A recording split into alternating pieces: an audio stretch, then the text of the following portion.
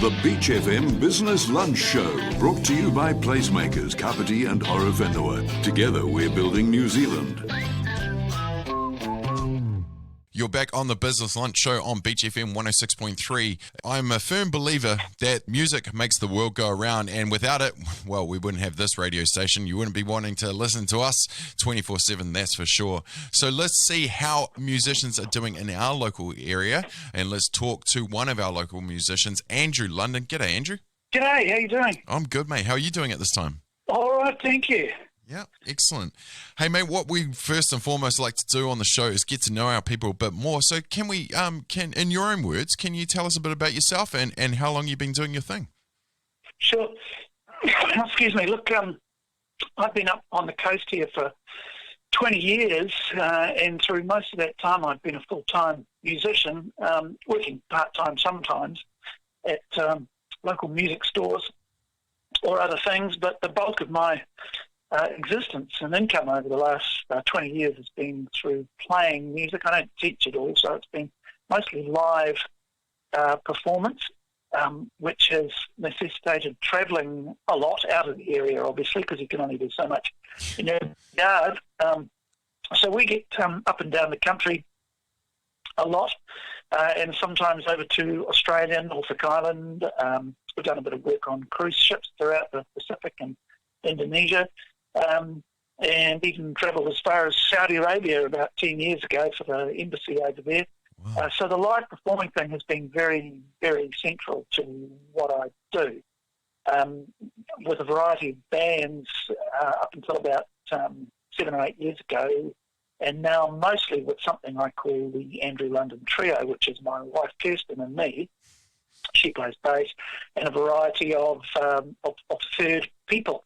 Sometimes we expand to 4 or 5 piece, depending on the requirements of the gig. Excuse me.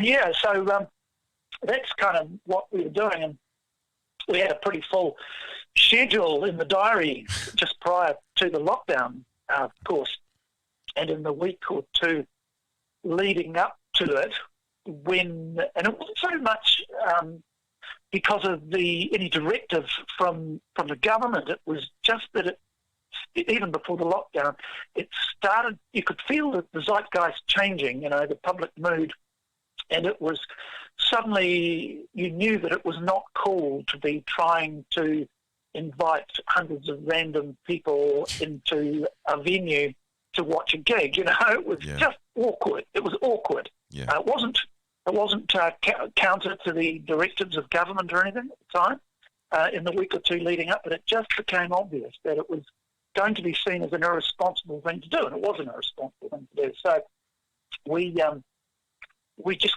felt we couldn't do it, and we had to stop advertising gigs, stop promoting gigs, and then, of course, the phone started ringing and the emails started to come in from venues, festivals, clients all over the country, and further abroad, saying no, look, we just don't feel at this time that we can do that particular event. So it's deferred until further notice. And so at the moment that the lockdown happened, we had suddenly seen a full diary out for the next 3, 6, 12 months even suddenly collapsed to nothing. Wow. Which was pretty shocking. Like everybody else, of course, the sudden prospect of having zero income sent me into a bit of a flap, as you can imagine. So I was running around like a chook with its head cut off for a couple of weeks, wondering what I was going to do. What we ended up doing was that we managed to get kitted out at home with a little bit of hardware and a little bit of software, computer gear. We managed to get ourselves kitted up and upskilled quite quickly, which involved a pretty stiff learning curve for me, to perform from home online with reasonably good audio and video quality, so that we could deliver something that that we thought was reasonably professional to anybody anywhere in the world. And we did some really interesting things. We got contracted almost straight away by a company to perform a 40-minute live show on Skype for Business to their staff on a Friday afternoon at lunchtime. So Wow. at lunchtime on Friday, this company, 90 members of their staff tuned in to Skype for Business, and we did a 45-minute live show for them. Shortly after that, a friend in Thames organised an online virtual arts festival, which happened on Facebook Live and went for, I think, about 8 hours, and people from all around the world, were sort of logging in and doing half hour and then logging out again. And that was pretty interesting. So there was sort of no immediate income stream emanating from any of this, of course, but it was really good to do because it made you think, well, maybe this is the future, this is something we'll be able to do. And sure enough, we got asked by a couple of music clubs. I think there was, in our case, was the Upper Hutt, mainly a music club, and the Wellington Jazz Club, who contracted us to put together 45-minute shows for them, specifically for their members, so focused towards, the musical interest of their members. And we put that up on YouTube for them, in the case of the Wellington one, with a restricted viewing, so that only their members could get the link, and Yep. see the show. Yep. So, that was a pretty interesting development. And of course, you start thinking through all of this, well, and we didn't know, obviously, how long this lockdown was going to be, how long it was going to last for. So what everyone, of course, is now doing is looking back on what they did during that time, ourselves included, and saying, well, what did we do during that time that we might be able to implement in the post-COVID period, and will it change the way we work and how we do things? And, the temptation for everybody, and us included, is just to get straight back on the horse, which, of course, is what we're doing now, and rebooking the gigs and, setting up the events and promoting them and trying to get people to them. But in the back of your mind is, in my case certainly, is, well, maybe we should be doing a little bit more of what we were doing during that time because it worked, it worked pretty well, some of it. Yeah. And I think the answer probably lies somewhere in between. We'll probably get back to doing what we were doing beforehand, but we might start implementing a few of these initiatives that we just sort of touched on during that lockdown period. Yeah, a lot of businesses, whether it's the independent chippy by himself or, to the second-hand store, they've all adapted an online feel over the last couple months. And it sounds like you needed to adapt to keep yourself going, but it sounds like it worked out. And we've talked to personal trainers that did online tutorials and their exercises with their clients over this time, and they've swear by it, and they're going to continue to do it. So maybe there might be a little less travel in your future there, Andrew, but you still get to play in your living room where it's nice and warm, maybe. Well, look, that would suit me, especially in the winter as I get older. But I have talked to a lot of other musicians that I collaborate with, and many of them are saying the same thing. I was talking to the guy the other day who has been, as he puts it, smashing himself up against a wall for the last 25 years, and he's been touring up and down the country, a really hard-working guy, celebrated their band's 25th anniversary on the road last year, and, he was saying, because he found a way, like I did, of doing some stuff online. He started teaching online with Zoom, and he said it was going really well, and he was quite enjoying it, the students were enjoying it, doing well. And he said, I'm just really asking myself whether I want to get back on the road and smash myself against the wall again. Exactly.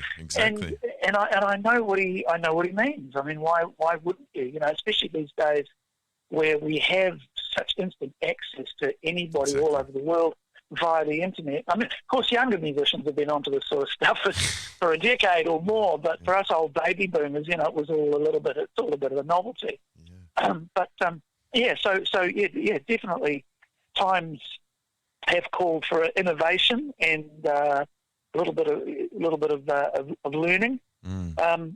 I think the other thing about it for me was, I feel a bit guilty and a bit selfish saying it, but it was actually quite a special time for us. We had our two kids home, one's 20, one's 18, and we had a really nice time. Once the panic wore off, we discovered that we could do something that was going to keep us afloat, the time that we had was just priceless. And Yep.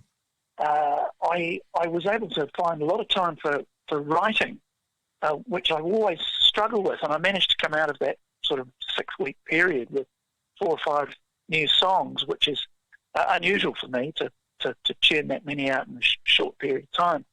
Of course, the advantage was that Donald Trump was up to such a lot of interesting things over that time. He was an enormous inspiration. For the satirist, he really is the gift that keeps on giving.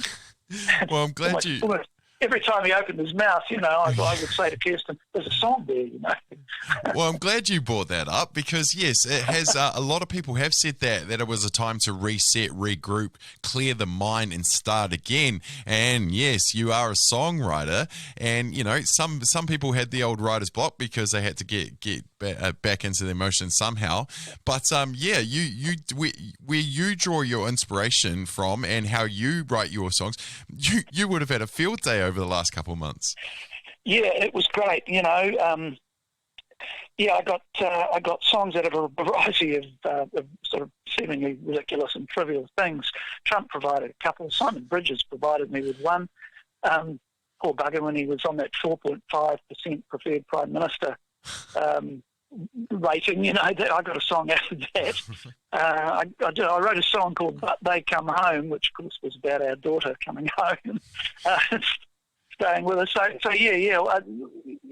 was a very productive time for me, which is great. And of course, what helped a lot as well was the fact the weather was so gorgeous. We had all those long, beautiful late summer, still sunny days, and it was just glorious. We were going out for walks with the kids and doing a bit of gardening. It was just priceless. I kind of hanker for that time, and that's the thing.